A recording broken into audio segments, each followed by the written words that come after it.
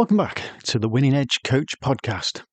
I'm your host, Kevin Oakley, and as always, I'm here to provide you with tools, tactics, and techniques to help you to unlock your true potential.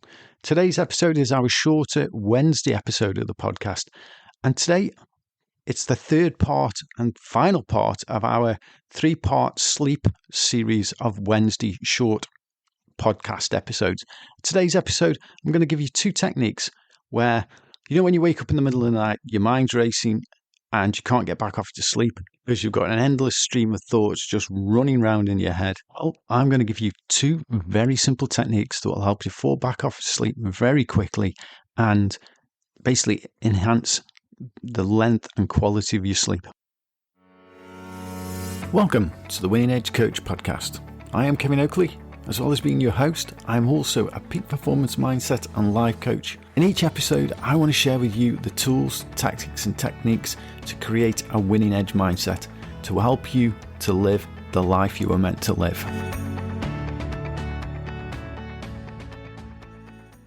It's nothing worse than when you've established a good sleep routine, you've been consistent with the time you're going to bed, the time you're waking up in the morning, to only then wake up in the middle of the night with thoughts about the next day or some problem in the future running around in your head.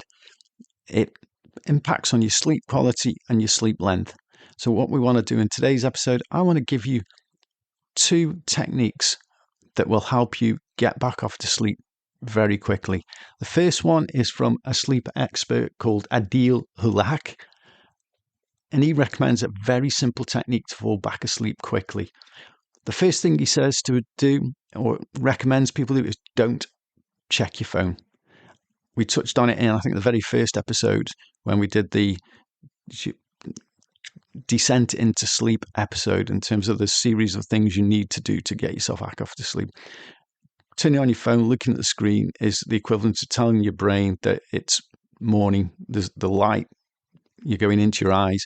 Actually, it activates the part of your brain that says it's daylight, time to get up. So you're just going to stop yourself from going back asleep. So avoid picking up your phone. The next thing Adil recommends is don't stress about being awake.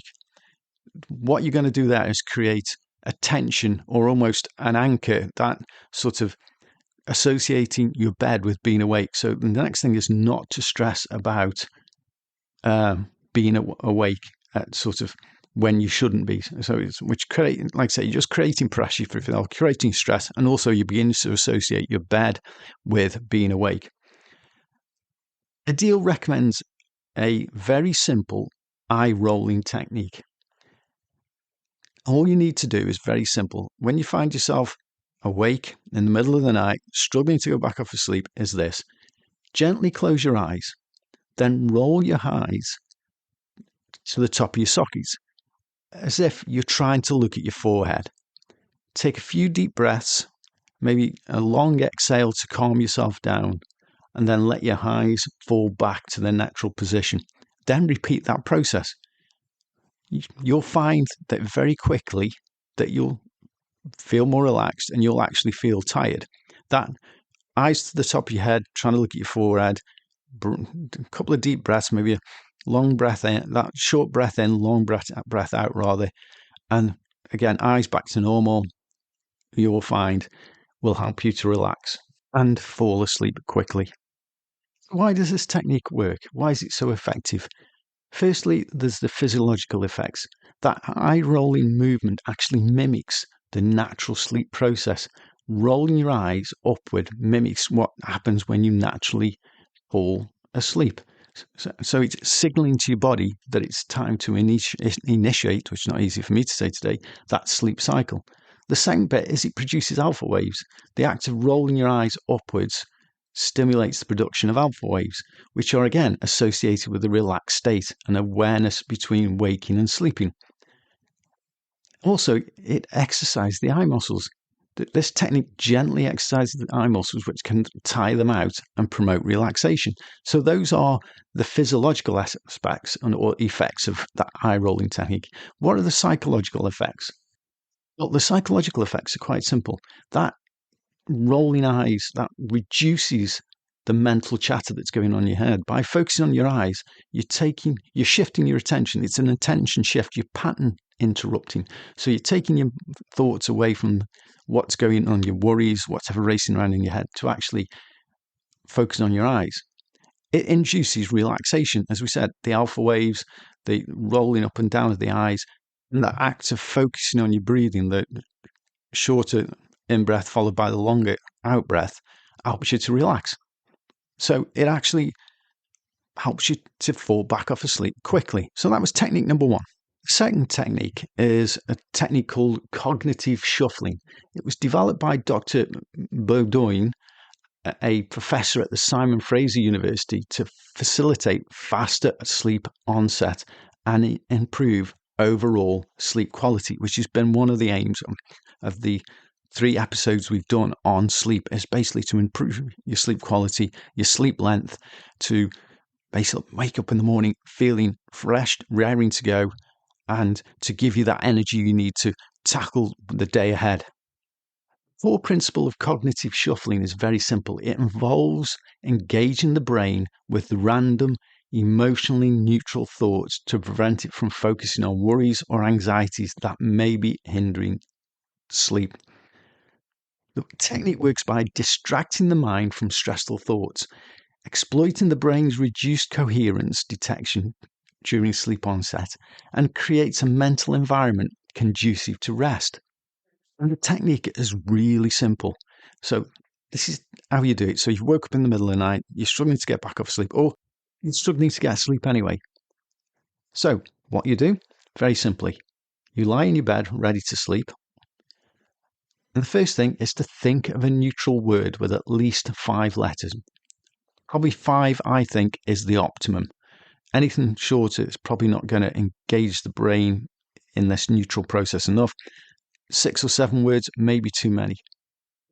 It's got to be a neutral word. I like to use categorization. So I like to think of inside the house words or outside the house words. So for this exercise, a nice neutral word is the word table. So you've come up with the word table. The next part of this is to actually then, for each letter of the word table, you think of words starting with the letter and visualize that object. So with table, and you've got to keep to the category as well. So you've thought of inside the house. So you need to then start to work your way through the word table, thinking of items within your house that begin with that letter and visualize that object. So let's take the word table as an example. You're lying there in your bed. You've come up with the word table of an item inside your house, and you would work your way through and visualize each item. So the first one for me would be tea, a cup of tea. So tea. So you'd imagine tea, a cup of tea. However you would take your tea and whatever mug, cup, etc. So you would visualize that. Then you'd work on to the next letter, which is A. So you might visualize an armchair. So you get a mental picture of that. Then you move on to B.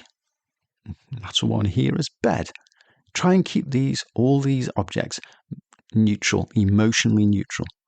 The next one would be L, which could be for a lamp. So you would visualize a lamp. And finally, you've got the letter E. And you could, because it's inside your house, you could come up with an egg or an envelope. Again, the key here is to make sure it's a neutrally emotive object.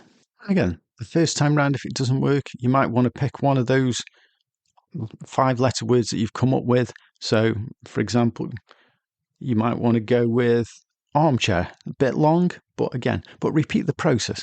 Why does cognitive shuffling work? Well, it gives you the benefit of faster onset of sleep or falling to sleep quicker, reduced anxiety and stress at night. You're basically distracting your brain. That'll improve your overall sleep quality. Again, which is the key. You want the best sleep quality you can get.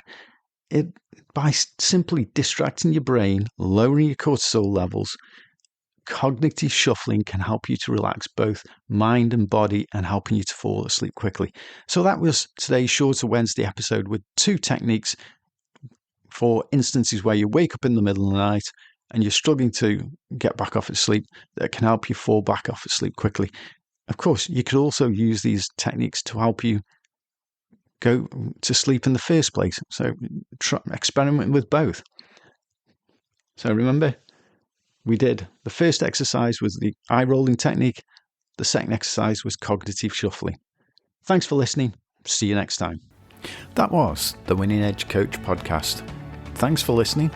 If you enjoyed this episode of the Winning Edge Coach podcast and you'd like to help support the podcast, please hit the subscribe button and if possible, leave a rating or a review. Also, please feel free to share the podcast with others and post about it on your favourite social media platform. To catch all the latest from me, you can follow me on Twitter @WinningEdgePod. Thanks again. I'll see you next time.